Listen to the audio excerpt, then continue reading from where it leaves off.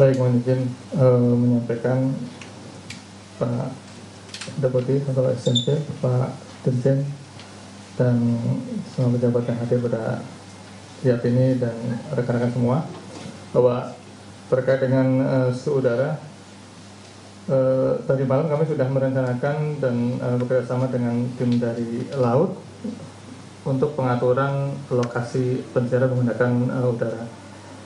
Sebagaimana tadi yang disampaikan oleh Bapak dari BMKG, dan tadi malam juga kami sudah update Pak, kami update juga dari rekan-rekan di BMKG terkait dengan kondisi pada hari ini di wilayah selatan yang memang arusnya cukup kuat, yang tentunya akan menyusahkan kita dalam pelaksanaan pencarian untuk manuver pergerakan kapal di area selatan, sehingga kami membagi tugas dengan tim dari laut bahwa kami pencarian udara ada di wilayah selatan, dan tentunya nanti kami akan melihat lagi dari weathernya Pak ya, karena tadi disampaikan ada potensi hujan ya. Tadi kami akan melihat itu, kami lebih ke timingnya mungkin Pak Deputi.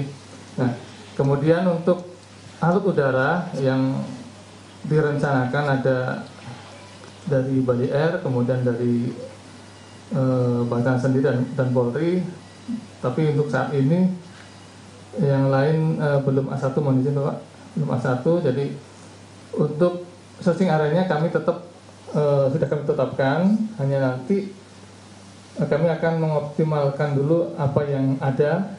Kalau saat ini yang ready dari jam 8 adalah dari alut Basarnas atau suhu udara Basarnas, kami akan gunakan itu. Jika nanti yang lain sudah A1, maka kami akan membuat timingnya yang berbeda, tapi pada area yang sudah kita tentukan. Demikian Pak Deputi. Terima kasih. Baik, terima kasih kru udara. Kemudian untuk kru darat yang dari rekan-rekan Polri, saya sampaikan kepada para hadirin dan media, kemarin rekan-rekan Polri, khususnya Pak Kapolda, saat pergerakan dari Surabaya menuju Banyuwangi, langsung juga melakukan searching udara dengan satu heli Polda. Kemudian saya juga dari Jakarta langsung sampai sini sekitar 14.57, langsung melakukan searching udara juga sampai 15.36. Kemudian setelah review di dinding dari Basarnas melakukan check road menuju ke dermaga ASDP sini, yang mungkin mudah-mudahan nanti heli Basarnas dan heli Polri kalau sudah siap bisa langsung stay di sini. Itu untuk yang heli Polri. Kemudian untuk kawan-kawan Polres dari Polri, kemarin manakala, makanya tadi saya bagi dua, OSC Gilimanuk dan Ketapang, dengan data fakta korban yang selamat diketemukan di wilayah Gilimanuk, Kapolda Jawa Timur dan Bali berkoordinasi sehingga verifikasi dan identifikasi korban selamat dilakukan di sana. Setelah siap baru digeser ke sini. Kemarin diterima oleh Pak Danlanal, Kapolres dan Kakansar Surabaya. Langsung dan dilakukan trauma healing, pengecekan medis, baru mereka kembali. Kita selalu akomodir dan akomodatif kepada korban khususnya yang selamat ataupun yang meninggal. Rekan-rekan media kemarin sudah mengetahui langsung dan itu sudah arahan Bapak Menteri Perhubungan, di mana korban yang ingin selamat dan segera ingin pulang, kondisi kesehatannya stabil, tidak memerlukan trauma healing ataupun konsultasi psikis, bisa langsung kembali. Demikian juga semalam selesai rilis dari hasil evaluasi, Pak Menhub langsung menerima keluarga korban dan menyerahkan jenazah, sehingga diupayakan lebih manusiawi dan humanis lagi keinginan pihak keluarga bagaimana sehingga jenazah bisa langsung dibawa. Malah Pak Kapolda memberikan jaminan administrasi surat-surat kita susulkan secepat mungkin. Kita memberikan pelayanan maksimal kepada masyarakat yang terdampak ataupun sedang berduka. Itu untuk dari Seru Darat Polres ataupun Polri dan jajaran yang ada terlibat dalam operasi SAR KMP Tunu Pratama Jaya ini. Itu yang saya sampaikan. Selanjutnya mungkin Pak Dirjen dari siapa lagi? Cukup Pak KNKT kalau mau menyampaikan, dia baru bergabung semalam dan sudah saya laporkan ke Pak Menteri. Tapi sampai dengan operasi SAR H+7, saya berharap kita fokus mencari menolong korban, tidak membicarakan yang lain dulu. Demikian, terima kasih. Terima kasih Pak Eko. Yang saya hormati rekan-rekan semuanya dan media. Pertama, saya ingin ikut berbelasungkawa atas kejadian ini. Semoga mereka yang menjadi korban bisa diampuni dosanya dan diterima di sisinya. Kami dari KNKT tugasnya adalah melakukan investigasi untuk mengetahui penyebab dari kecelakaan. Namun di dalam masa operasi SAR ini, semua seperti yang disampaikan Pak Eko, kita saling membantu untuk bagaimana bisa menemukan korban baik yang selamat maupun yang meninggal secepatnya. Jadi apa yang bisa dibantu KNKT saat ini adalah kita mengikut koordinasi dari SAR. Nanti kalau SAR-nya sudah close, baru kami akan sepenuhnya bertanggung jawab untuk kelanjutan dari investigasi. Jadi mungkin investigasi ini kita mulai dari saat kapal berangkat. Ketika kapal berangkat kan dikeluarkan SPP. Bagaimana proses pengeluaran SPP? Apakah persyaratan-persyaratan yang diperlukan di SPP seperti cuaca, seperti kelaikan kapal, dokumen, apakah semua sesuai dengan peraturan? Dan nanti kita akan mencari evidence-nya atau bukti-buktinya.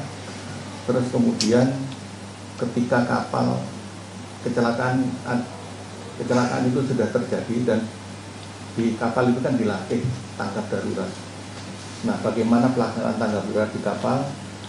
Dan kita juga sudah mengumpulkan video-video dari medsos mengenai bagaimana kondisi-kondisi ketika terjadi kondisi darurat di kapal.